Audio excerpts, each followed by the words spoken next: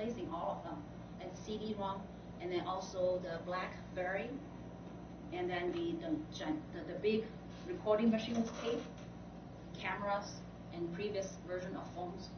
All these become partially or completely replaced with nowadays smartphones.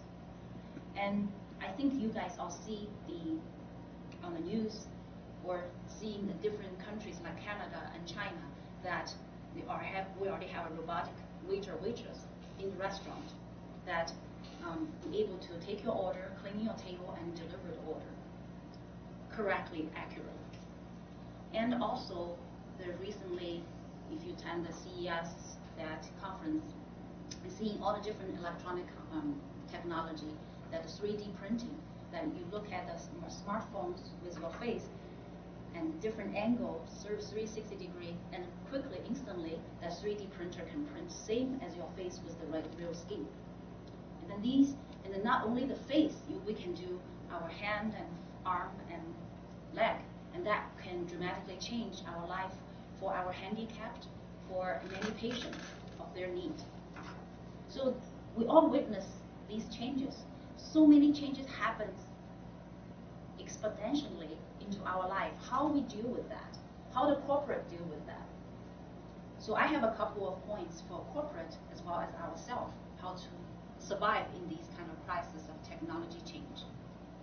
The corporate, many things that need to consider in order to survive in this business.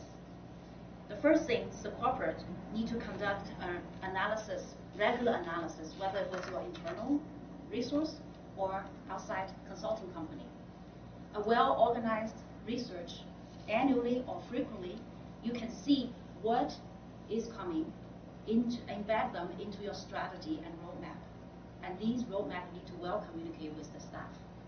Second, mitigate the risk of employee, the impact to employee.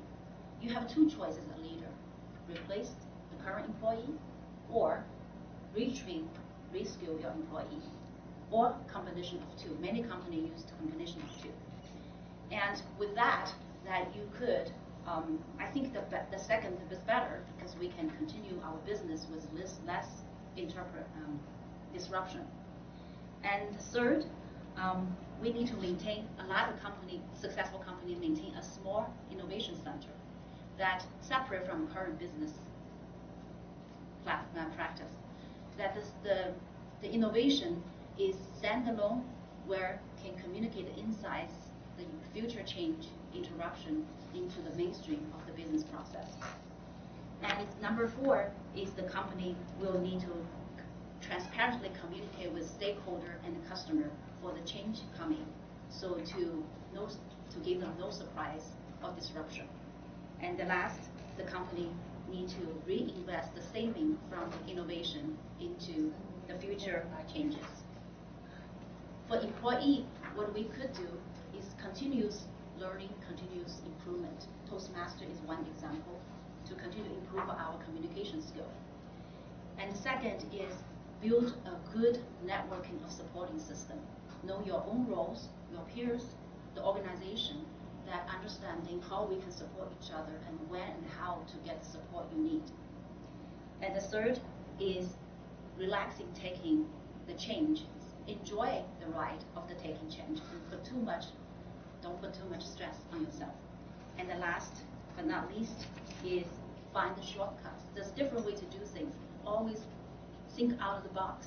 Think about innovation. Think about creativity. Find a new solution to find the shortcut.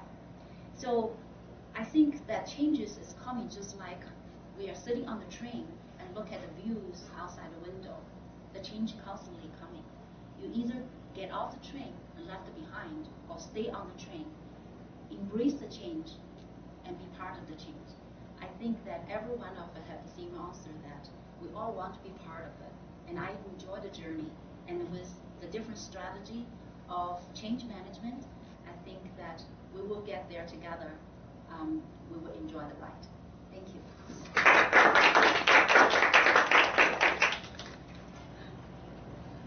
Thank you, Joanne. That was awesome.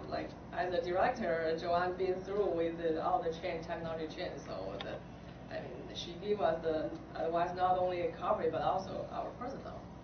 Great advice. So okay, so next speaker is Marty. Marty is an artist, writer, poet, philosopher, inventor, father, and friend. Euphoric optimist, persistently pursuing his passion of helping hundreds harness happiness. Marty enjoys speaking in front of adults and children, hoping to help them discover their passion and teach them how to explode with excitement in presentations.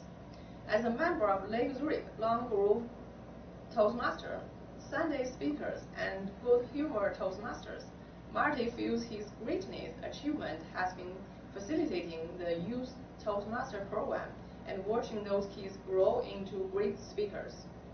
He will be speaking at District 30 Spring Conference on Bringing the Passion. Wow, congratulations. Today, Marty would like to talk about Don't Wait for I Am Sorry. Let's welcome Marty.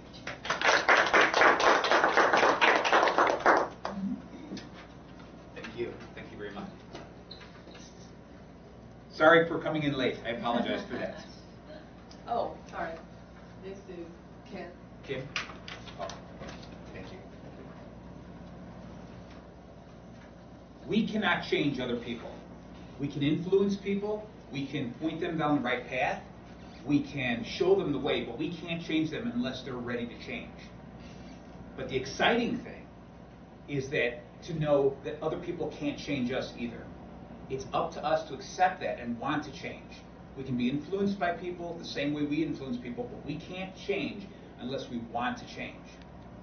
Fellow Toastmasters, honored guests, today I'd like to talk to you about something that's very important to me, and that is, don't wait for the words, I'm sorry.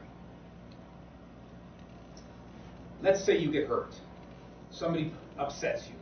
It could be someone you care very much about. It could be a coworker. It could be a complete stranger. But something happens to you that upsets you. This is important. We all have feelings. The important thing is how you react to that in the long run of how you follow your path to happiness. Now, when you get upset or you get hurt by somebody, there's a number of different ways you can react. The first way that people react is through anger. Someone hurts you, and the first thing you want to do is, I'm upset with them. I want to go and get even with them. I want them to feel the same way they made me feel. That's a knee-jerk reaction. That's something we need to learn to avoid. Another way is through fear. Let's say it's a group of people who you want to be friends with, that you think they're the cool kids, and you want to be friends with them, and they've done something that hurt you. You suddenly go, oh my goodness, what's going to happen now? I don't know what I'm going to do, because if they're not my friends, I'm not going to be accepted. Okay? That's the wrong way to accept it as well. The other way some people accept being upset or being hurt is through sadness. Somebody makes fun of them in front of a crowd. They sit back, they withdraw, and they say, I don't know, maybe I deserve that. Maybe I'm not worthwhile. Again, this is the wrong way to accept. What you're doing by using these emotions is you're letting someone else influence your life and letting them change you. What we need to do is be able to stand up and say, I'm not going to let someone else be in charge of my life. I'm in charge of my own life. And this is the path to happiness. When you're upset, when somebody bothers you, when somebody hurts you, it's important, but how you react to it is even more important. And the way I look at it is it's broken down into 3 steps, AAA. Number 1 is accept. Number 2 is ascertain. And number 3 is analyze. So accept, the first thing you do, and it's the hardest thing to do, you have to say, I forgive you. In your mind, in your heart, you just say, I forgive you. You don't know what's going on in their mind. You don't know why they did something to hurt you. Something might have happened in their past to affect them, and they're taking it out on you. Or maybe it was just a mistake. It wasn't intentional. But the thing you have to do is release it. Don't let them control you. So the first thing you do is you accept it. You forgive them. You learn to move on. It's very, very difficult, but that's the first thing you have to do. Second step is ascertain. You learn from this. This will help you so much because by learning from it, you move from an emotional state to a logical state. There's 2 things that you can learn when somebody hurts you or upsets you. Number 1 is you could say, have I ever been that way? Have I ever done something similar to this and hurt somebody else? Could I learn from this and never do something like that again? Number two, the other lesson you could learn is, am I partially responsible for this? Have I put myself in a position where I can get hurt? Now, I'm not saying take blame for it. The blame is on them. They're the person who hurt you. They're the person who upset you. But it's important to understand to not put yourself in that same position where you're being hurt over and over and over again. So those are two very important lessons to learn. Am I someone who does hurt other people similar to this, or am I preparing myself to be hurt? That's accept, ascertain. Lastly is to analyze. And what I mean by analyze is this. After the action has happened and you're upset and you finally calm down and you stop letting that person control you, you stop letting your emotions control you. Analyze the situation and you say, is this the type of person that I want to have a continued relationship or a new relationship with? Or is this person I want no relationship with? What I mean by that is this. Let's say my wife says something that hurts my feelings. Well, of course I want a continued relationship with her. I want our relationship to grow and prosper and get better and better. Same with my child or my parents. Maybe it's a coworker who hurts me, takes credit for a job that we were working on together, and that bothered me. Well, maybe I don't really want a relationship outside of work, but I need a relationship with that person in work. So those are important. But maybe, on the other hand, it's just a stranger, someone who bumps into you rudely at a restaurant, walks away. Okay, this is a person I don't care to have a relationship with. I'm never going to see this person again. So you have to determine, do you want a relationship with this person, or do you not need a relationship with the person? So let's just take a look at that really quickly. The person you don't need a relationship with, that stranger who bumps into you and walks away. Your knee-jerk reaction is to get angry and say, hey, what'd you do that for? Okay? But instead, that doesn't solve any problem. That escalates the problem. What you need to learn to do is swallow that and let it go. Again, you don't know what happened to that person, why they affected you. Don't let it happen. Let it go. It's difficult, but it's so very important. On the other hand, if it's somebody you do want a relationship with, a spouse, a child, a close friend, the first step is a very tough step to do. After you've analyzed it and you've allowed your emotions to subside, and you've gone back to a logical sense instead of an emotional sense, you approach the person and you just say, I just wanted to let you know what you did hurt me. You upset me. I'm not looking for the words I'm sorry. I'm looking for understanding. I'm looking for empathy. That's the most important thing, and that's all you can ask for. If that person decides to not give you those, you'll quickly realize that their idea of the relationship is not as important to them as it is to you. So you need to learn to move on. So, in summation, like I said in the beginning, when you look at this and you are hurt, upset, or bothered by somebody, the first thing you need to do is separate the emotional state from the logical state. Understand that you have no control over them. Do not give them control over you. Release yourself of that. Forgive them. That's the greatest thing, and that's the greatest thing that will bring you back to the path of happiness. And lastly, if you want to, and if it's important to you, and if that person's important to you, approach them. The words you say to them may be the words that they need to hear at that moment to make them a better person as well. Thank you very much.